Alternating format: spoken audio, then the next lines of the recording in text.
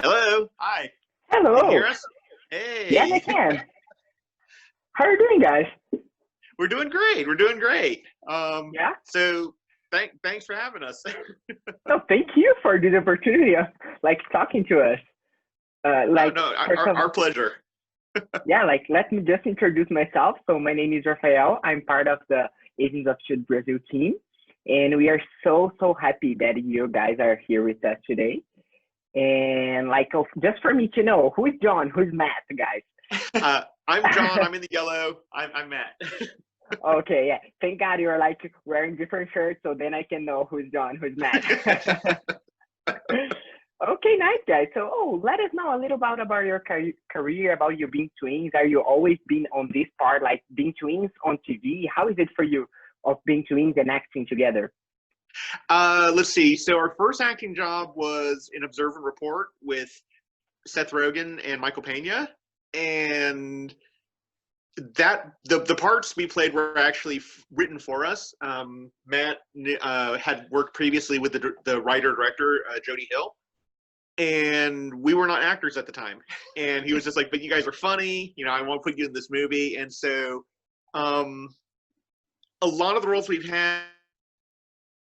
One of them, some of them were, we've had some roles that were separate from one another, but then some that were together. One of the funniest ones we had was on Raising Hope. We were trying out for one role. It wasn't a twin part, but when we read the gag, the gag was basically the main character is getting medical experiments done on him, and one doctor is shocking him with electrical shocks, and then the doctor leaves. But then another doctor comes in and says, "Okay, let's get started," and they shock him all over again. And so when we read the part, we are like, wait a minute, this would be a lot of fun if we're twins. If we're twins, if one guy walks out and the other one comes in, looks just like him. And the casting director, she got this look on her face like, oh my God, you're right. And she runs off, and 10 seconds later comes back, it's like, okay, you guys read together, it'll be great. And we got the role. It was amazing. So sometimes we make our own work, and other times it's written for us, but it's always a lot of fun because, I mean, obviously we have a lot of experience interacting with one another. So whenever improvisation or whatever comes up, we're all on the same page, and we know which direction the other one is going, and we can play with that. Oh, that's nice. And when was it, this part that you were talking about? Oh, this would have been I want to say about 4 or 5 years ago, maybe longer. Oh, okay. Yeah, it was a little while ago. Because we've been doing this for 12 years now. Yeah. 12 years. So yeah, nice. It's a long time. but it's the first time we've been on a Marvel thing, which was sort of the fulfillment of a lifelong dream, because we've been comic book fans since we were kids. Yeah. Oh, that's nice. Yeah, and how does it feel like to be part of a Marvel thing? It's amazing. Yeah, it's really great. It really was a dream come true, because so first we're on a Marvel thing, which is just insane. Number two, everyone on that set was so friendly. Yeah. I mean, you couldn't even say that anyone was just merely polite. No, everyone is very welcoming, very supportive, very cool. Yeah. It's like, my God, this is awesome. This is amazing. And as if that wasn't enough, then on top of everything else, once the episode airs, then you get the fans, and the fans are the best. Yeah, they really are. Even the fans who didn't like the episode or don't care for the show or whatever, even they are just awesome. They're so polite, so kind. Everyone, since the episode has come out, we're on Twitter and Instagram. They have just been phenomenal. Yeah. Really, not that all other kinds of fans are garbage, but Marvel really has some really great fans. Oh, yeah, that's nice. And were you fans of Agents of Shield before getting into the show already? Did you watch the show? Yeah. We watched it. We watched all the MCU movies. Yeah. I mean, heck, our our experience, and we may be dating ourselves here, but our experience with Marvel movies goes back to like the Punisher with Dolph Lundgren, you know. Oh, okay. that's saying something. Yes. Yeah, I'm a big fan of like all the Marvel universe. So I can imagine how does it feel like to be part of a Marvel thing. It must be like so exciting. For all of you out there who are also Simpsons fans, it's like that scene when Marge sold Ned Flanders the murder house, and he started squealing over the purple drapes. That's kind of what we feel like. It's just like, Marvel! Yeah. And like, how was? Yeah, no, sorry, you can go on. Oh, I was gonna say that. So last night's episode, which was, oh my god, that was so awesome. Yeah, it was. Just on a lark, I tweeted the writers and said, "Hey, you guys did a really great job." And they tweeted back, and they're like, "Oh, thank you so much. You're very kind. You know, but what's it like to be part of the Marvel universe?" And we're like, It's awesome. Yeah. Like, without getting too profane about how awesome it is, it's awesome. It's pretty awesome. Yeah. So there was like, and that was, I think, the first episode that they've written for Marvel. Yeah. So you've got like 4 first-time Marvel people just bouncing back and forth. Oh my god, this is so amazing. Yeah, that must be so incredible. And like talking about this, if you could choose like to be another character on the series, who would you choose? Like besides Another your character? characters? Yes. I don't know, because we're kind of goofy looking. I don't think we can pull off anyone other than I like Ronnie and Tommy actually. Yeah. They're fitting for us. It's like, if anything, if I said, oh, I would love to be the Punisher, actually no, I wouldn't, because He's damaged. He's got some issues. But God, who's the actor who plays him right now? Jake Bernthal. Yeah. Bernthal. He's amazing. Yeah. All the casting that they've done so far is so great. It's like, you can't argue with kind of the success that they've had right now. I mean, Thor, sure, yeah. Like if Thor had like a twin brother, it could be you guys. Yeah. I don't know. I wouldn't mind being like Loki's underling or something like that. Yeah, that would being a very, very something with a lot of makeup. The prosthetic, like the prosthetic process is a lot of fun, and I know some actors find it to be somewhat tedious. You just sit there for hours. It's relaxing. Yeah. And the best part is like when you peel it all off, your skin is so smooth. Actually, no. You know what? Okay, I've reconsidered my answer. I think Matt's right. Being a Skrull would be pretty awesome. That would, I don't think a Kree would work. No, they're all really, built and buff, and that's just not us. Skrull, on the other hand, Skrulls are funny. So yeah, I'm going to go with the Skrull. They've done in humans a deviant. Since like the makeup and the special effects, a deviant would work as well. Yeah. Oh yeah, they're doing the Eternals. That's right. Yeah. So yeah, that's our answer. So yeah, Marvel, they're ready for you guys. And like, what was your favorite part of the episode? Like where you were a part of? I'll tell you the truth. My favorite part was when Olga and it's some behind the scenes stuff. When Olga gets shot by the Sybil bot and she flies back and hits the wall and comes tumbling down. The reason why that's my favorite part is because if you take a close look at the stunt woman who did that, she was very, very skilled in how not only was her flying through the air very, very convincing, but you'll note when she hits the wall and she tumbles down, she's always covering her face. Because she's like, I don't look like, Jolene. And so, we just thought, okay, hold on. So she's flying through the air, she's impacting against a wall, and then rolling along the ground. And the entire time, she is conscientious of the fact that I got to keep my face covered for the camera.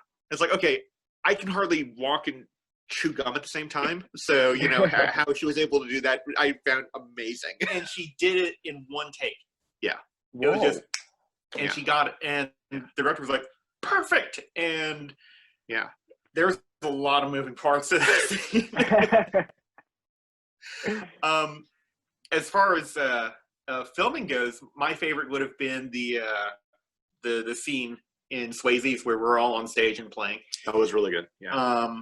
There's not often a lot of attention paid to the background actors and the extras, but they really made they gave that scene a lot of energy, so much so that while we were filming it, I almost forgot we're just filming a scene, you know? And It's like, dude, this rock on. yeah, this rock star thing really works out. You know, you can feel the love and the energy coming from the crowd. Like, they're really into it. And I'm pretending to play the damn piano, and I'm feeling good about myself.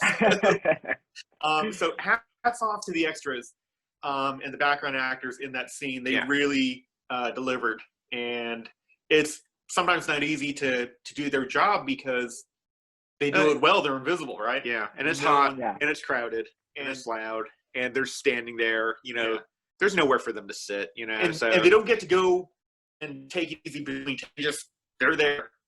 And while the rest of us scurry off and sit down and, you know, go over our lines, we got spoiled. But the background actors really, they work hard. And so the next time all of you out there are at a movie, you stay until the end credits are over because you'll see their names. Yeah, no, that's nice. That scene was really incredible. Like when you were playing, like it was really convinced that you were like in a concert and everyone was like cheering you up. It was a really incredible scene. Oh, thank you. Thank you. Yeah. Yeah. And the music, all of the choreography, in terms of our playing and stuff like that, hats off to Jed Whedon. He was like, because he's a real musician. Yeah. And he's like, no, don't worry about it. It's going to be real easy. Just do this. And we're like, oh my God, really? Just do this. And he's like, first off, his ability to just very casually play the keyboard just blew us away. We're like, that's and he's like he's, 3 or he's, 4 he's years very, minimum. He's very multi-talented. Yeah, amazingly so. I'm very jealous. Yeah, that's nice. And like, what was the best part of working with Henry and Jeff for you guys? Oh God, what wasn't the best part? Honestly, like, it's really great to be on a set where everyone doesn't just want to be there, they're excited to be there. Yeah. They are, I mean, like, you know, God. When you have people from other episodes coming onto the set and commenting, oh, this episode's going to be so much fun. Yeah. And they're not just saying it because they're putting on a good face for the guest actors or anything like that. Yeah. They legitimately believe it and they feel it. And so the best part, I would say, of working with Jeff, it's hard to nail down one good part. Yeah. Like him, Elizabeth, Henstridge, they Henry Simmons, they all made us feel right at home. Yeah. And from the table read all the way to the end. Yeah. They were great. I know that in the script they said that Tommy and Ronnie are Deke's best friends. And even if it had not been in the script, that's how we felt in our relationship with Jeff. Oh, it was just amazing. Great. Yeah, that must be very exciting. And how if you could define your being part of the series, like in one word or one sentence, how would you say it? Oh, okay. I'm going to say normally we swear a lot. We're trying not to. and for us, it's just a casual thing. It's not that we're constantly angry. One word, awesome. You know, that's a little trite. But if I had to define it for other people, if other people would ask me, how do you define your place with it. I would have to go with that one joke, which some people did not get. A lot of people are like, really, those two guys? And that word would be honeypot. I don't think anyone in the Marvel Cinematic Universe will ever say honeypot again without people saying, no, that's the Chang gang, dude. Yeah. Yeah. And that's another thing that Marvel sort of ruined for us was in Wreck-It Ralph 2, there was that scene where Ralph is told, never read the comics. That's bad. There be dragons. And that's not true. Yeah, some of the comics are really awesome. Yeah, even the people who are confused about us being honeypots, even that was on a certain level touching, because they were like, huh? No, I don't think so. It's not like they said, oh my God, those two, there's no freaking way. They're disgusting. It wasn't like that. Even in their disagreement, they were very kind. Yeah. And so, again, Marvel fans, you guys are the best. Thank you so much. Yeah, and do you have any future plans? What do you think about going now, doing now? We saw in the message that you were being part of an audition, right now, soon. Mm-hmm. Normally, it's very strange for us. A lot of times, we'll get noticed for an audition, maybe the day before. And so a lot of times we don't have anything lined up. And then other times it's like, no, well, I mean, for example, Agents of S.H.I.E.L.D., we auditioned for that show for season 6, an episode in season 6, didn't hear anything back from them. We were like, we didn't get it. Yeah. I mean, and that's what bit happens. It's crushing, but but then a year later, they're like, hey, we want you. We're like, hey, that's awesome. So, and we've had other auditions pan out that way too. There was one movie, this small indie movie that we did. We auditioned for, I think, 6 months prior to them getting back to us. By that point, we were forgotten we had even done it. So, and they always say something like, "Oh, we loved your audition, so just do that." And we're like, "We don't. I can't remember that. I don't know what you're talking about. Can I see the tape?"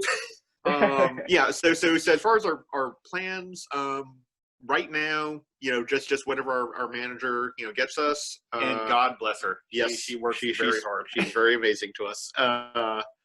But yeah, whatever that, and then when we're not acting, we write and draw comic books. So there's that. Yeah.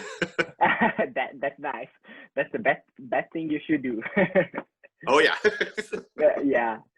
And if you could send a message for the fans in Brazil, what would you say for us? We would say that thank you guys so much for your support. We love you all. Yes, you guys are amazing. And during these difficult times, please stay safe. That's we can all get through this together, and we just want you guys to stay healthy, stay safe, and keep up the good work. Keep up the fandom. Yes, definitely. Would you mind saying some words in Portuguese if I teach you for us? Sure. Yeah, so you can say we love you, stay home. It's nós amamos vocês. Fiquem em casa. Okay, so hold on. Oops, sorry, we have our phone on a little stand here. Okay, so say that again. Nós amamos vocês. Nós amamos vocês. Yes, that's okay. We love you. And now, fiquem em casa. One more time. Fiquem em casa. Fiquem em casa. Perfect. That's stay home. Well, our apologies for our horrible accents. Yes. No problem. That was amazing. Guys, one more time, thank you so much for your time. Thank you so much for being with us, for giving us this opportunity. And we wish you the best. And thank you for everything. Thank you so much. You take care. Yes. So bye-bye, guys. See you. Good luck. Bye.